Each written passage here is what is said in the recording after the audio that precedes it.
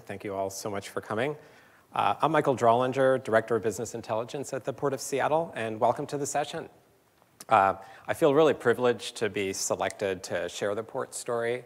Just want to thank each and every one of you for electing to spend time with me today. This is actually my 8th Tableau conference, and the first one I went to in Seattle only had about 800 people. Now it's up to, 14,000? And I keep coming back because of what I think is really great mix of sessions. I'm sure many of you have gone to that, just a real mix this week.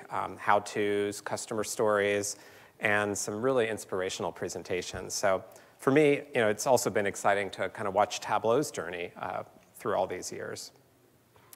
So today, you're going to learn how the port, which is an economic engine that really facilitates regional commerce in Seattle, established a business intelligence resource with a focus on enablement, ways that the team leading the initiative has geared up to facilitate the culture change that's required in the organization, one person at a time.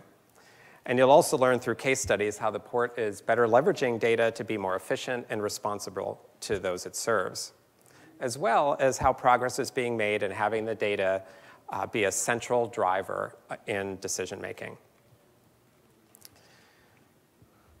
So having insights when and where you need them is really about more than just when a decision is made, but can also mean real time. Can mean having it real time to get situational awareness on a mobile device, since many staff spend most of their time away from a desk these days, or even for a member of the public or a stakeholder that is looking to get at data from outside the firewall. So regardless of whether you're an analytics leader, a content developer, or a business stakeholder, I think you'll find something to take away from the port's journey. So at the end of the 45-minute presentation, I not only look forward to your questions, but also your feedback on what the port's doing or maybe should be doing. So let's get on with the presentation. OK, here's the structure. So most stories start by setting some sort of context or background to help the audience understand and relate to what's coming. So first, I'll spend a few minutes familiarizing you with the Port of Seattle and our BI department. And you can't build a great building on a weak foundation. And the second part is really about, so my team's responsible for building that foundation at the port that facilitates a transformational change around the use of data. And my focus today is going to be on ways we've organized to do that, as well as covering specific examples of education and enablement resources that are working for us and may be valuable to your team.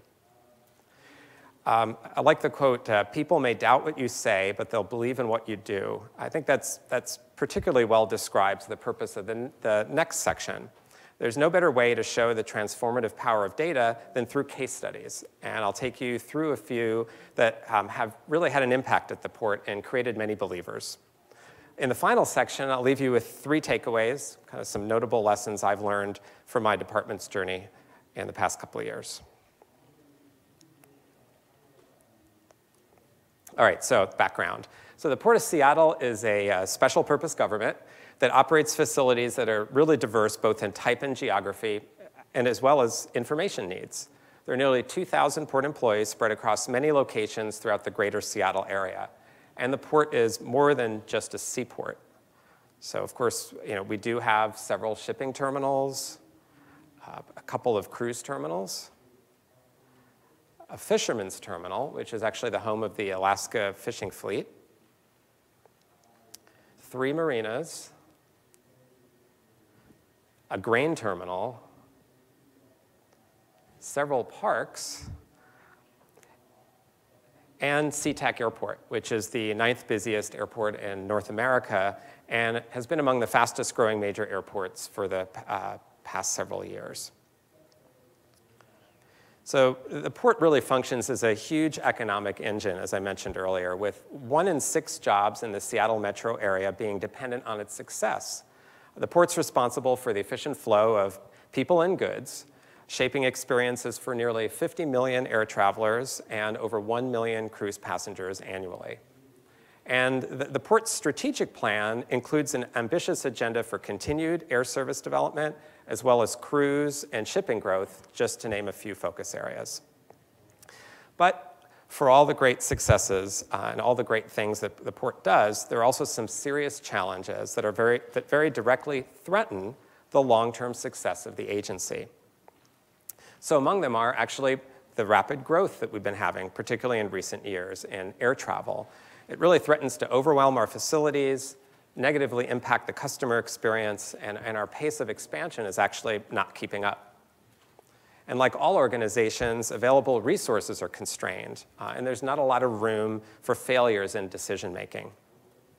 Now, there are some formative obstacles related to data as well. Like many organizations, the port is awash in a sea of data.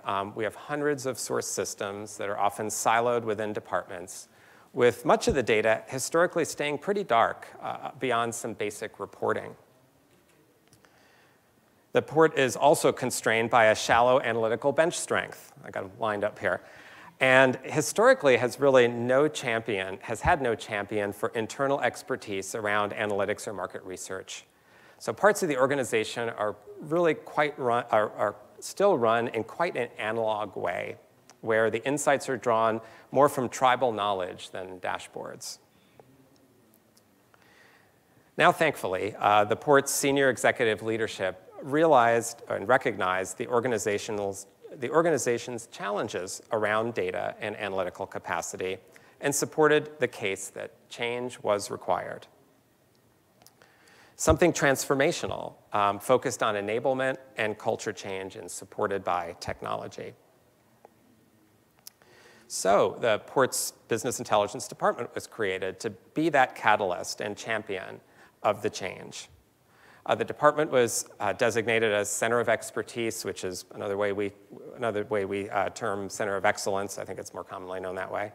And is a port-wide resource providing leadership, policy, consultation, and services that support evidence-based decision-making.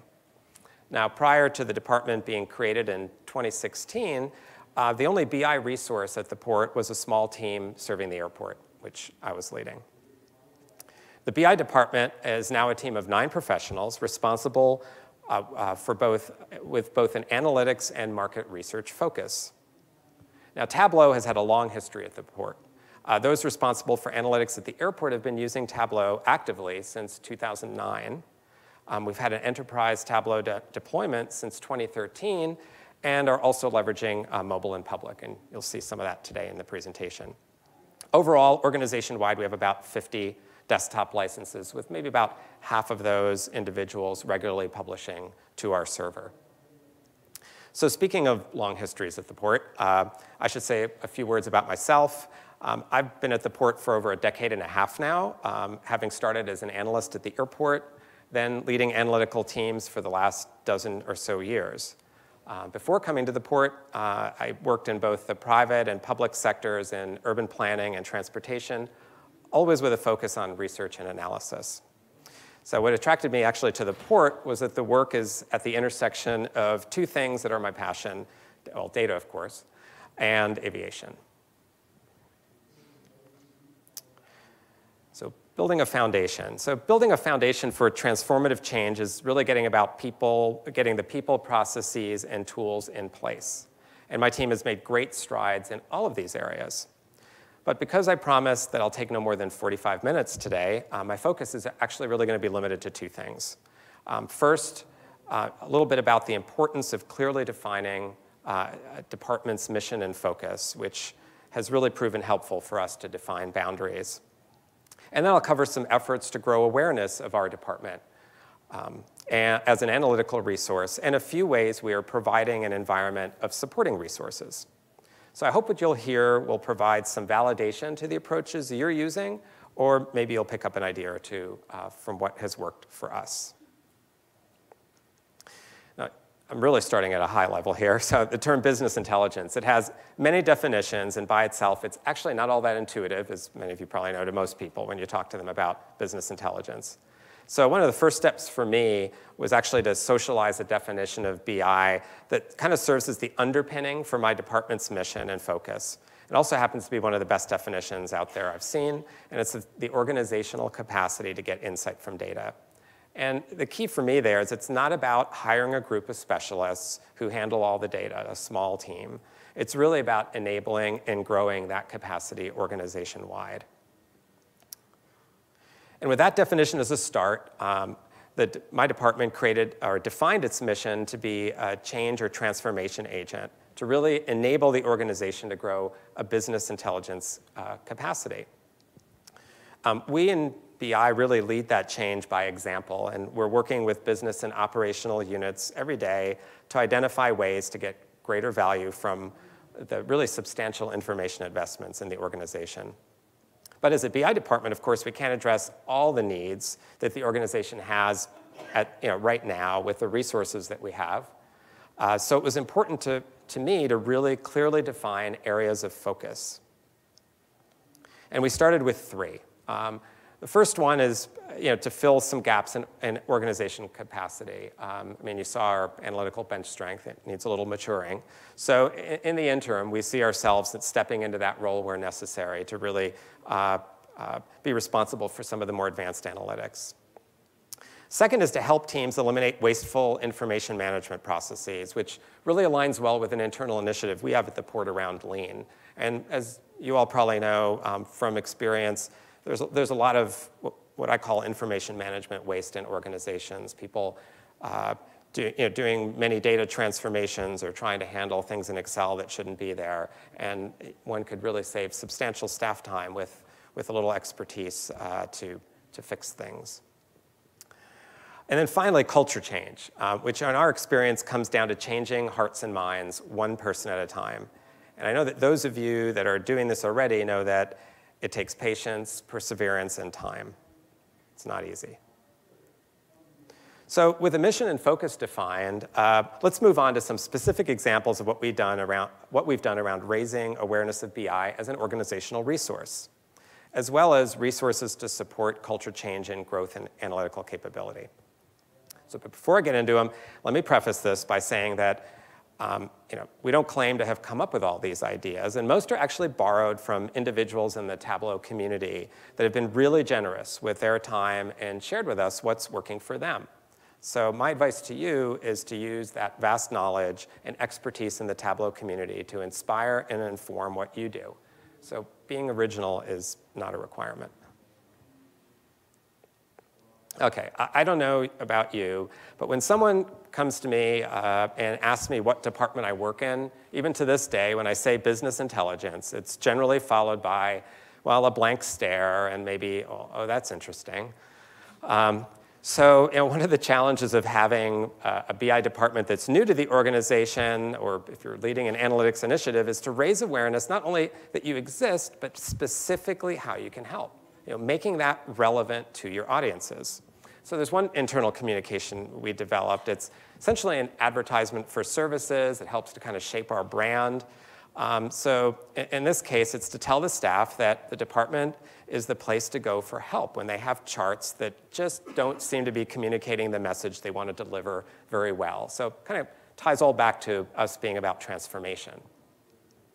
And included what I hope to be kind of a sticky tagline to Insights Reimagined. So I feel more like a marketing director some days. And but giving out an email or phone contact like there was on the last sheet is just not enough, though. So making your team available for anyone to drop in on is a welcoming way to engage those in need of assistance. So previously at the Port, someone with analytical questions would kind of ask around and see if there's anybody with the skills to get past a tricky problem. So we borrowed the Tableau doctor concept and started open office hours. And to make it memorable, we branded it Data Doctor. And our sessions aren't limited to just Tableau help, by the way. And we started getting the word out through various channels, including online on our intranet page, as well as communications posted in places that staff congregate. So think kitchen or printer, just around printers, just to name a couple. So what is a typical Data Doctor session like? So just let me illustrate one example.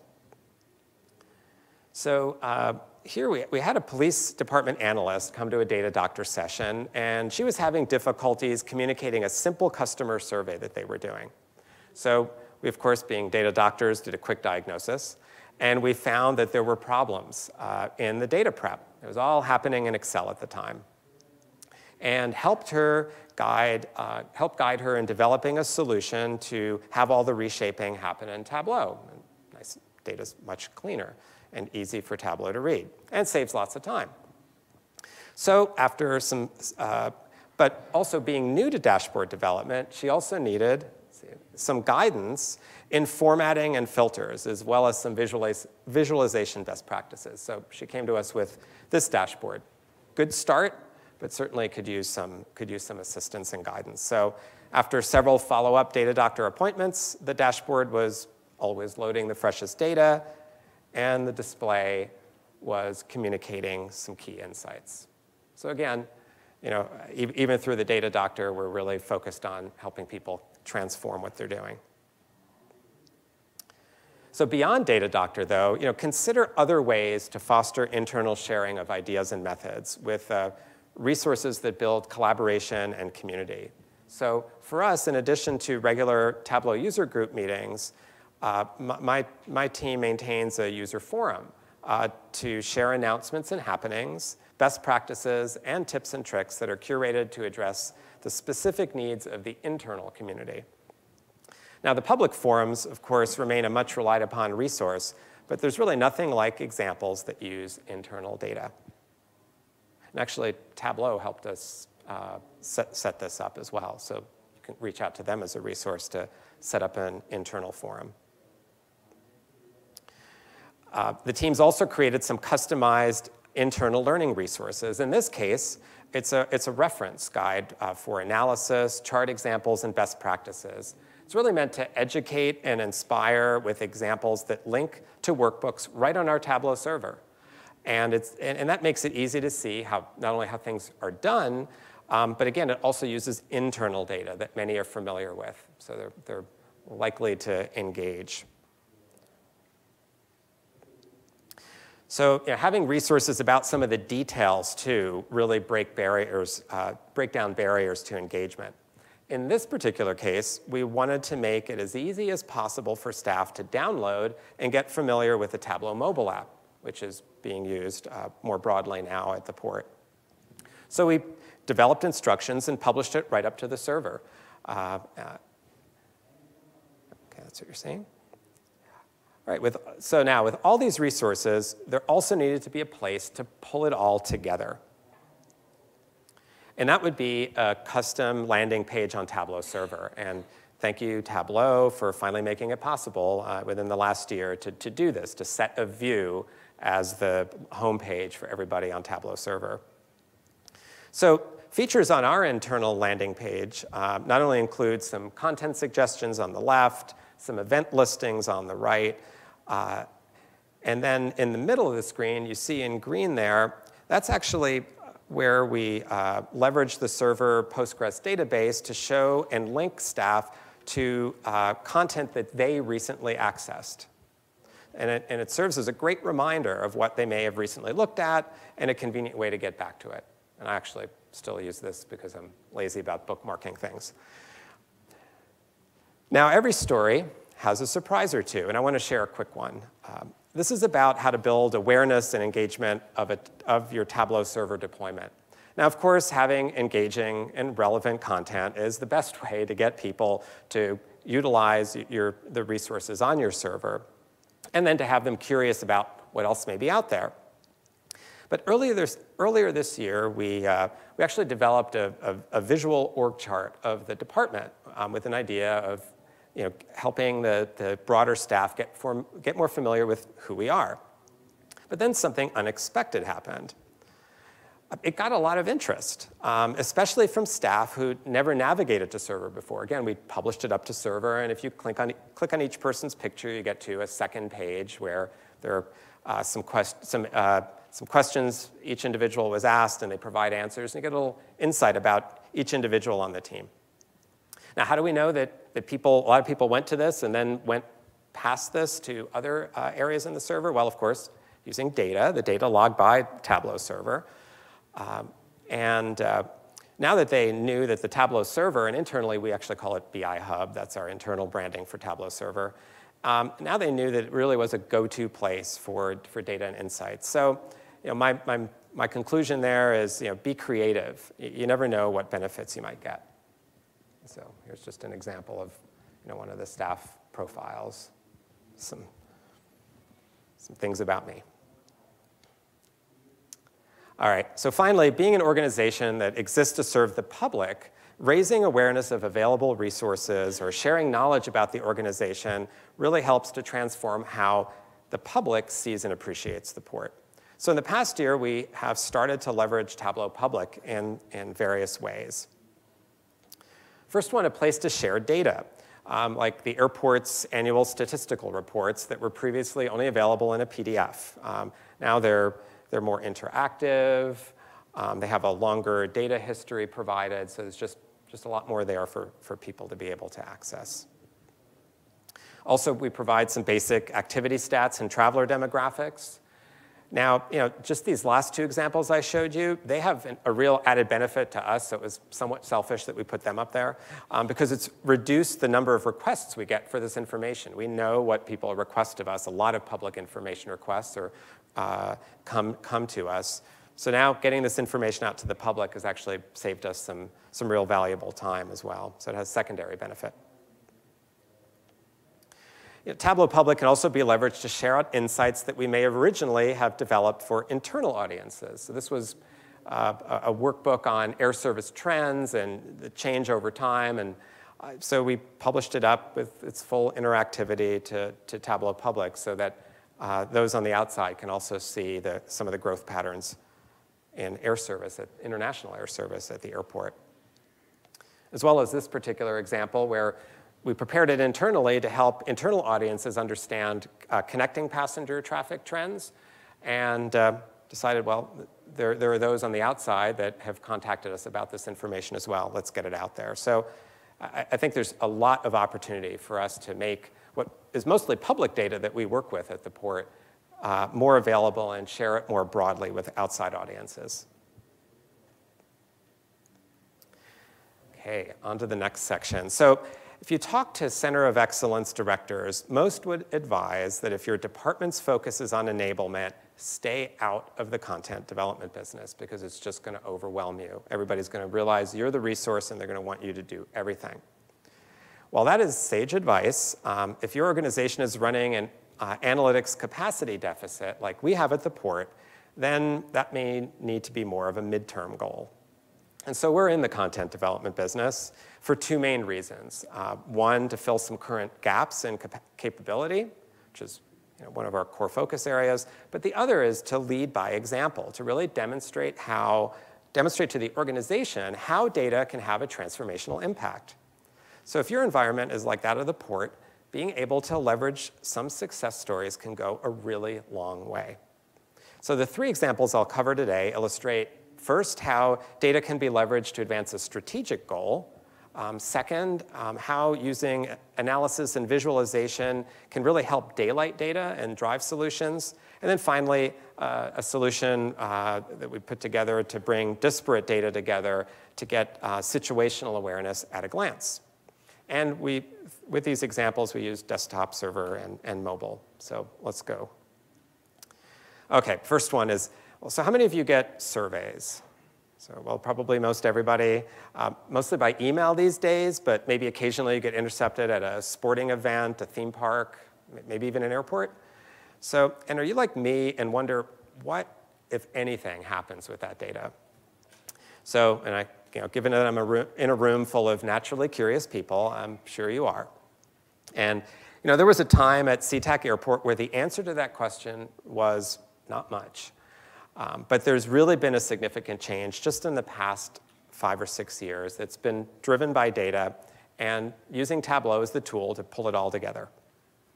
So what's really the driver for even needing the data, though?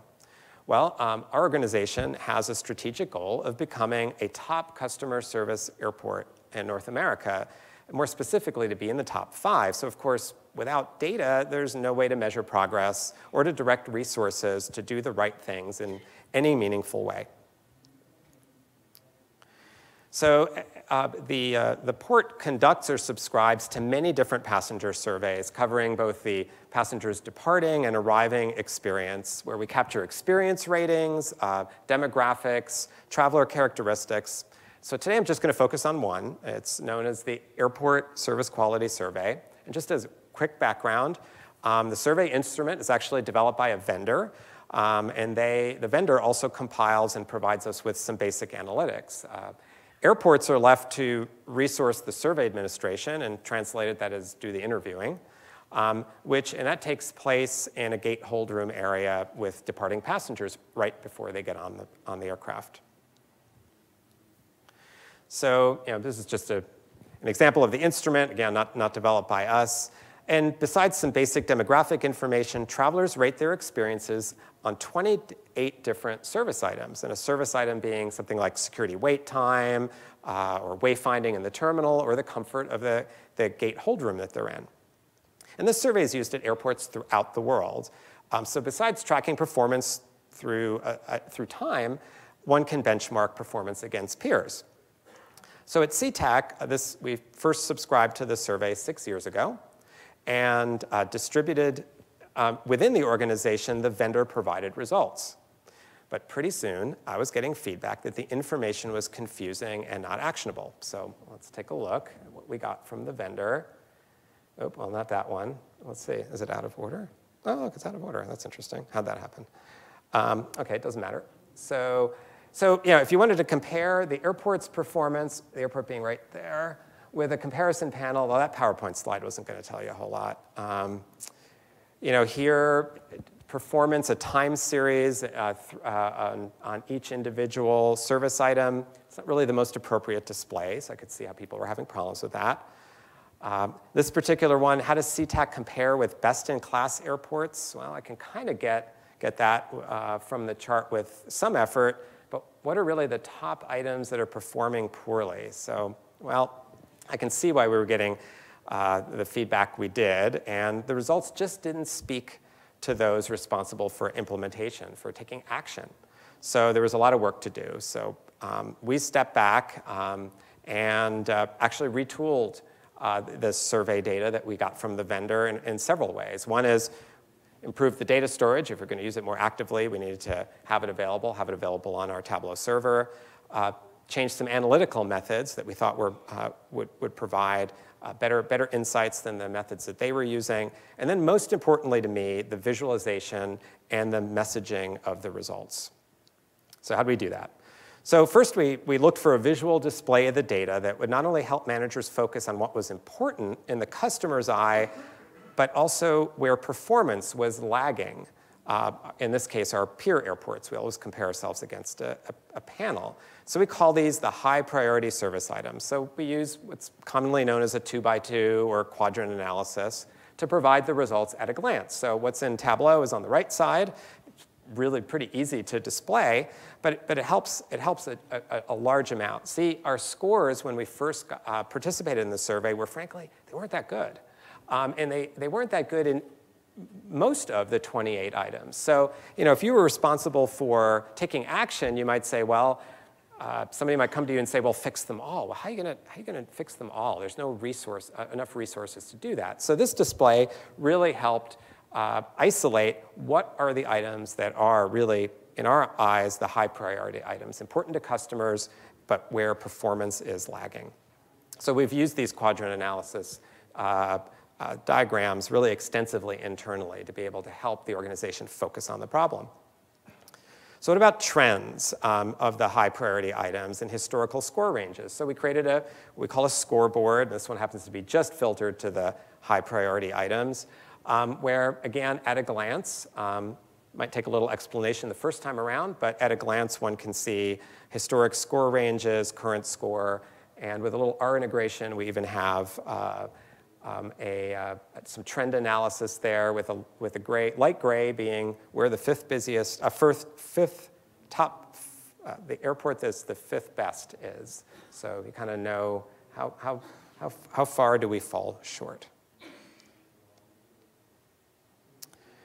So leveraging server, scores now could be pushed out, in this case, on the high priority items weekly to various teams to see performance relative to established targets. Now, suddenly I mentioned targets. Well, once the data were out there and the management really understood where we stood, they could start to develop these targets and then challenge various teams at the airport to improve the scores in areas that they're responsible for. So this has worked out really well for us. The results have really become part of regular conversations throughout the airport.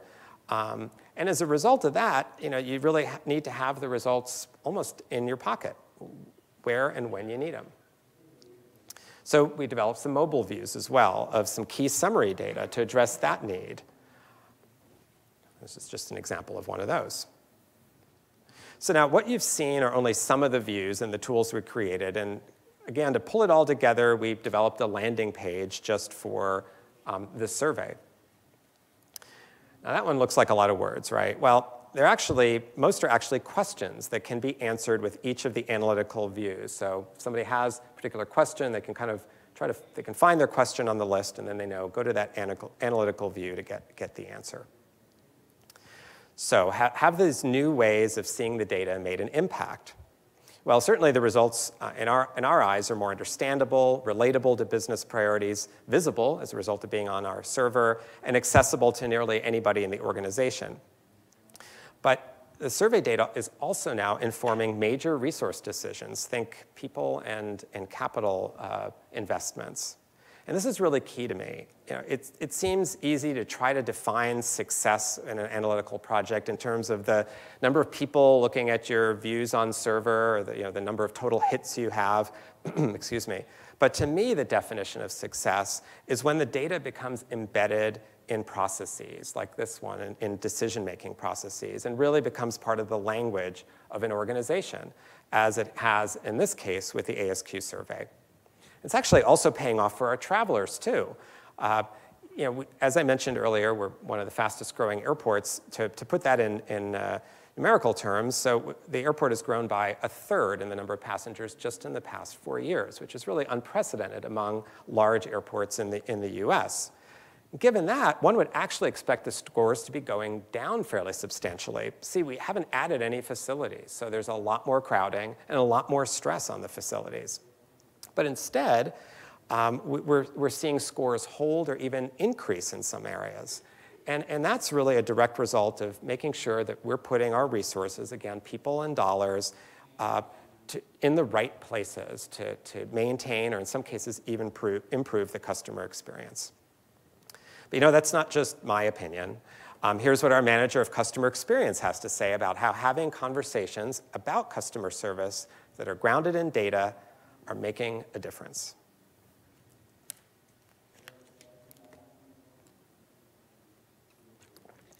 Okay, so the next example is about raising awareness, quantifying a problem, and making it visible to inspire some action. So I don't know if this dates me, but I don't watch much TV these days, but I remember a quote from a Head & Shoulders shampoo commercial years ago. You don't get a second chance to make a first impression. And so our research shows that the first impressions airport travelers get, when approaching the airport terminal, will actually shape the ratings that they provide for all their other parts of the airport experience. Now, over 9 in 10 passengers who come to SeaTac are in a vehicle of some sort and they get dropped off or picked up in front of the airport terminal. Problem is, all this growth I was talking about means that there are hours and hours of congested traffic most days, every day now, approaching the airport terminal. And it adds sometimes 5 or 10 minutes on top of what is already a time-sensitive trip. And it's really not the experience we want to deliver. But the problem was actually largely in the dark, and that's actually quite literally. So the peak congestion periods we have are like 5 to 8 in the morning or after 8 p.m. And these are actually times when the managers and staff are not in the office, so they don't see it. So the impressions they got about the severity really came from secondhand accounts or maybe a customer complaint. But our police and some of our operational personnel, they approached us because they saw it. They had people on the ground during those hours, and they wanted us to better quantify the problem in a way that was actionable. Now, the first step, of course, is to find out, do we have good data? Good news was there was, but the bad news is it was not in a form that was readily understandable. So we had the right data. We have actually a camera system out on our airport roadways that collects speed, volume, and density data. But the data were only accessible using an SSRS portal, so we got tabular summaries. And that didn't really speak to most people. And there was really a lot of effort required just to make some sense of the data. So creating a visual representation that was intuitive was possible, but was going to require a little bit of work, but actually some fairly basic standard traffic engineering calcs to get there. So what we did afterward is we built a series of views that provide really simple visual summaries of roadway activity. This was what it was for a single day, the hours of congestion by kind of critical location internally. These are known as kind of the key roadway points where so everybody's familiar with the names there, or weekly summary, or then a monthly summary. And again, leveraging our Tableau server subscription, we can kind of push these data out so that managers are getting it, especially the daily summary, every morning. So when they get a complaint or hear about something, they're working with having information right in front of them. So our police department personnel, though, they're not sitting at desks most of the time. They had to have the data on the go. So we actually leveraged the Tableau mobile app to push out real-time roadway conditions data. So it's now available anytime, anywhere. In this particular case, there are two views I have up on the screen. The left one, I believe, is I don't have it big enough over here, and of course, arrivals, and then the departures drive is on the right. And we try to use some just very basic terms, simple terms for congestion. It's either wide open, moderate, or stop and go. And then a history at the bottom to see what the traffic has been today in 15-minute intervals. Now, of course, the work is never done. And the project actually has some obvious next steps that some of you are probably thinking about. What about what the traffic's going to be 3 hours from now? You probably have an idea of how much flight activity there is. Well, yes, that would be an obvious next step, is to kind of get some predictive data in there to kind of show what the traffic might be hours from now. So that's a next step for us. So here's what the Port Police assessment has been of the tools that were created to better help manage traffic on the airport drives. So our command staff were better able to understand conditions and actually redeploy traffic control resources in response to those conditions. So we've gotten some real positive feedback on this one. So last one is leveraging Tableau and some data to provide some real-time situational awareness. So at the airport, leaders and managers have to have their finger on the pulse of what's happening at all times, regardless of where they are. Now, the need for the solution actually came from our airport director, Lance. He started as director a couple of years ago, and every day he would go out and he would walk around the terminal building to kind of get the pulse of what's going on. Now, as you can imagine, what would happen to any senior executive, soon after he started, the other responsibilities of his job overwhelmed his schedule, and the walks nearly stopped. Now, at that time, the only way he could get an overview of current airport operational conditions would be to go out, get access to many different systems, and check them individually, one at a time. And that's not really practical for most anybody, particularly an executive. So my team was given the task of kind of weaving the data together to come up with what internally is known as the Airport Operations Dashboard. It's about a series of 10 or so views on our server that provide current state overview information, a mix of tabular and graphical displays. And then we also paired it up with camera views. We have over 2,300 cameras at the airport. There's few corners that don't have a camera, so we were able to draw from those. And that helps users confirm or validate what the data are telling them. Remember, these, again, are a lot of folks that historically didn't necessarily rely on the data. So I think we found that having that validation by seeing something through a camera kind of helps them put that data into perspective. So what it looks like, these are just a couple examples from it. You might have scheduled flight activity and current airfield conditions paired up on a sheet. Or conditions at our federal inspection facility. That's our customs facility where international passengers come in. It's a critical choke point at our airport. So knowing what flights are going to be coming in and what the peaks are going to be that day with even the passenger volumes of the aircraft are really important for a whole variety of staff to understand. And then finally, again, making sure it's on the go so people can get it when they need it. So what feedback have we gotten from our airport director, and what feedback has our airport director given its direct reports regarding the value of the work? We like this one a lot. So, okay, transitioning. So I mentioned earlier that because of the diverse businesses at the port, there's quite a range of organizational questions and challenges that we're supporting using Tableau. And so I'm going to do what I'm calling a lightning round. That's why there was lightning. So I'm going to spend a minute or so just on 3 more examples to give you some appreciation of the variety and complexity of business questions that we're having to develop solutions for. So this first one is all about analytics supporting clean air. So environmental stewardship, it's really important to the port and to the Seattle region. Reducing air emissions from vehicles, in this particular case trucks, hauling containers to and from the port terminals is a really important initiative we have. And we have an incentive program to accelerate replacement of the most polluting vehicles. Now, activity is tracked using RFID tags, but using that data to document progress toward the strategic goal was actually proving to be problematic. There was a lot of data. We're talking millions of records, and it was being managed in Access, which wasn't working, with reporting being attempted in Excel. So a couple of challenges there. So after a back-end data overhaul, we built a series of exploratory and reporting views that have supported the program's success tracking now for several years. This is something that the team that was responsible for this initiative never even considered that they could get something like this. Also meant a lot less work for them. This next example is about knowing a few key pieces of data out in the field, and that's helping our airport maintenance department track and expedite repairs on customer facilities. So nearly all departments at the airport have a direct role in providing a good customer experience and having clean, fully functional facilities, especially restrooms, is a big part of that experience. So we have great back-end data, really solid on repair tickets, but what we didn't have is an easy way to get it into staff hands in the field. So how were they doing it before? Well, they took printouts out. The supervisors would take a printout out into the field or have to make phone calls back to find out if various tickets had been closed out on repairs. So now enter Tableau Mobile.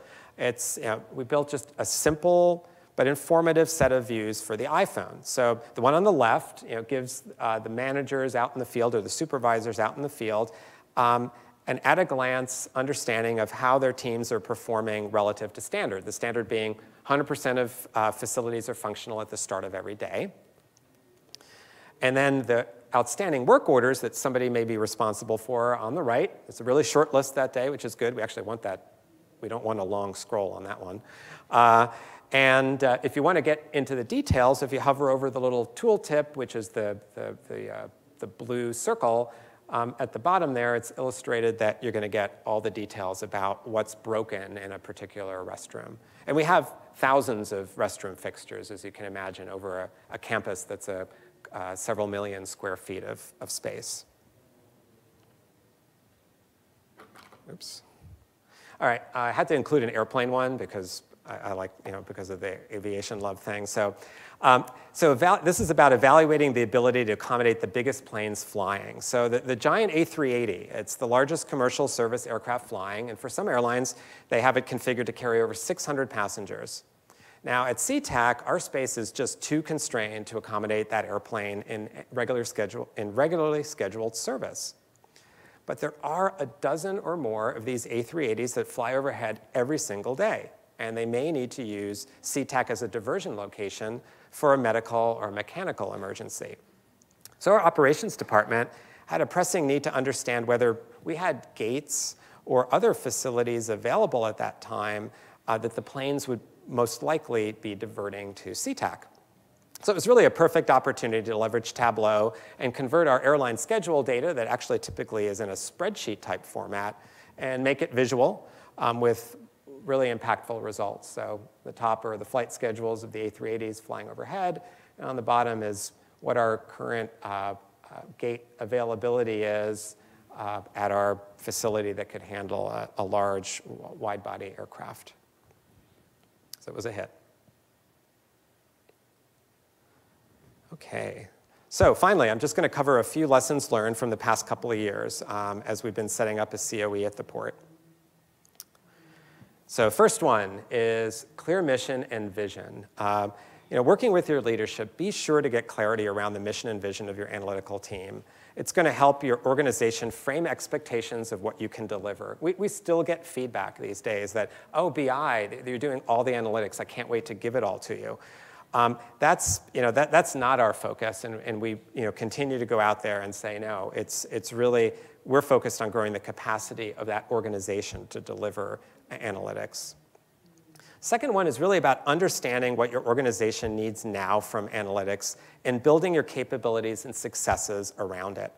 I could almost hear the thoughts from some in the room when I was covering the case studies. Where's your predictive analytics, your data science even?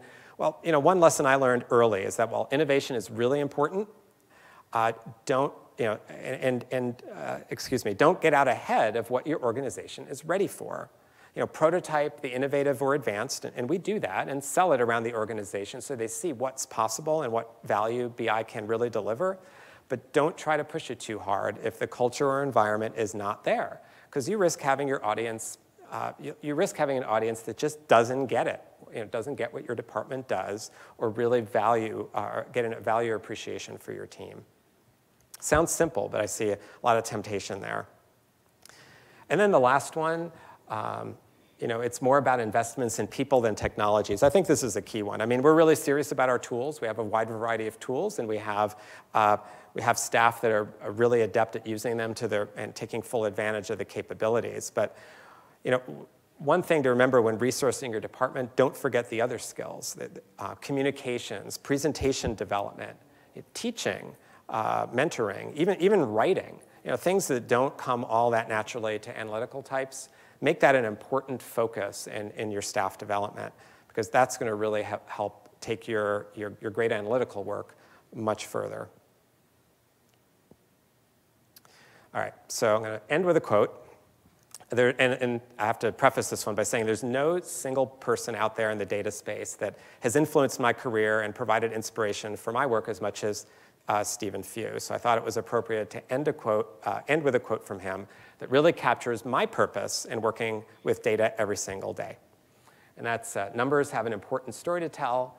They rely on you to give them a clear and convincing voice. And I think it's safe to say that all of us in the room have a role in being that voice, to teach, coach, mentor those in our respective organizations who need to find their voice to be able to tell stories with their data too. So before I wrap up, a couple of thanks in order. First is to my talented team. They are transforming the organization every day and are the force behind the successes I shared with you today. 3 of them are here, so Daniela, Eloisa, and Kirsten. Thanks for what you do every day.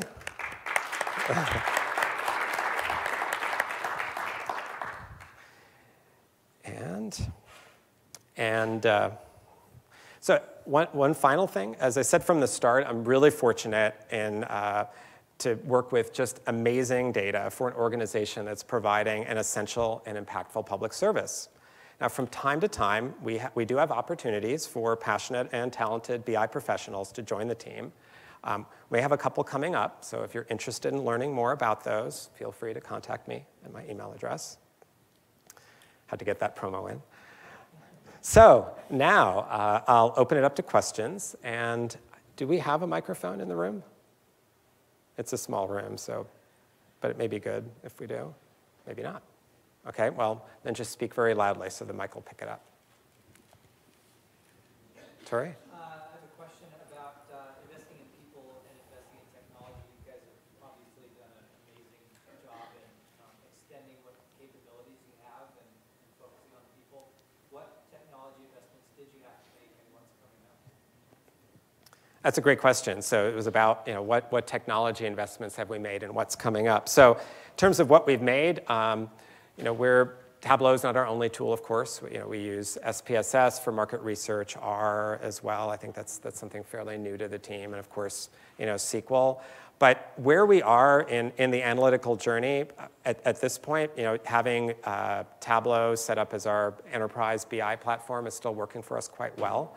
I think on the data prep side is one of our weaknesses. I know we're starting to use Alteryx to kind of fill that gap this year. So we are always looking for tools out there to improve our efficiencies and capability as a team, and then to advise other teams who are having similar struggles. There was another question. Yes. Yeah. So it seems like you guys, with not a huge team, are tackling a vast number of different things. The data doctor, having these really powerful visualizations that have clearly been recognized. How do you, as the leader of that group, think strategically about making sure you don't get bogged down in the day-to-day of reporting on this incredibly busy airport, and making sure you say, okay, here's the next thing we need to go after to really improve it? Right.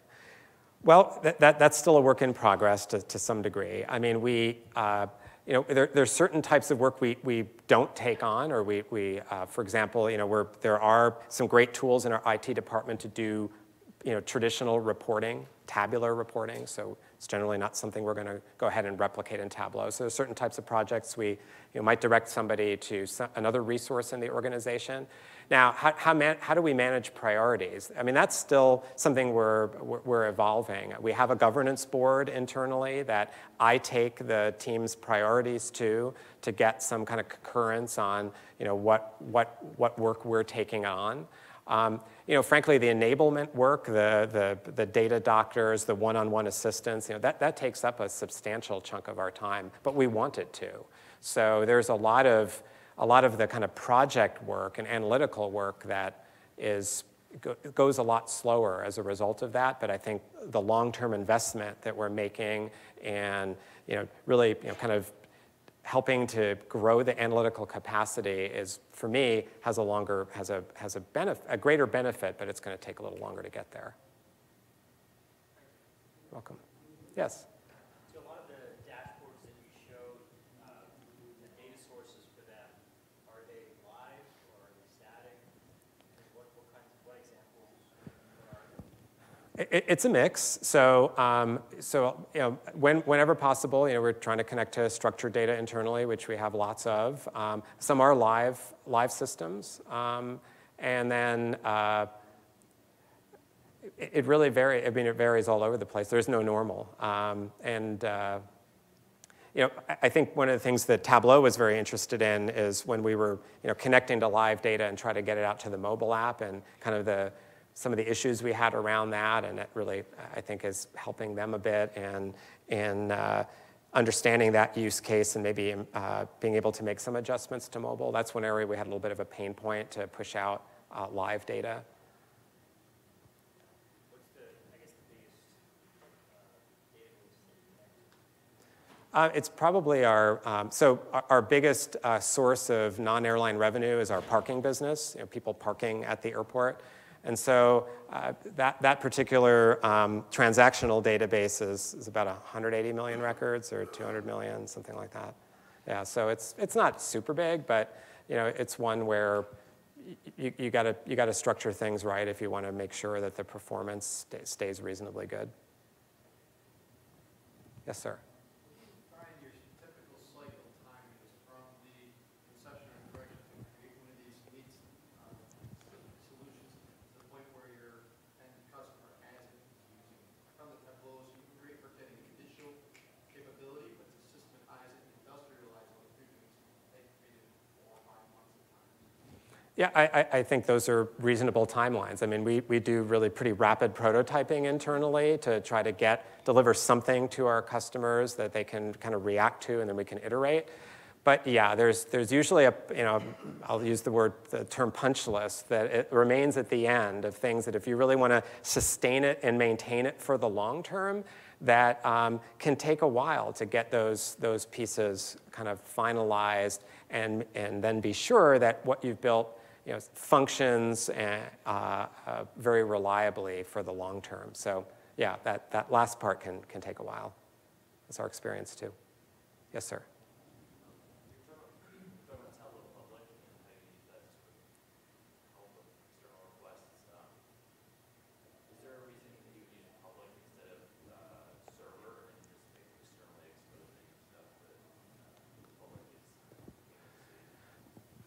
So yeah, using server would be another option for us, but we'd have to acquire another instance of it outside the firewall. And so our IT department, and I would concur with them, wants to keep that inside the firewall. So so that's why we're leveraging public. Again, we have an advantage over many organizations in that a vast majority of the data is publicly disclosable. So leveraging public works just fine. I mean, it's maybe not as seamless as it could be from our standpoint in terms of publishing, but in the end, the price is right too.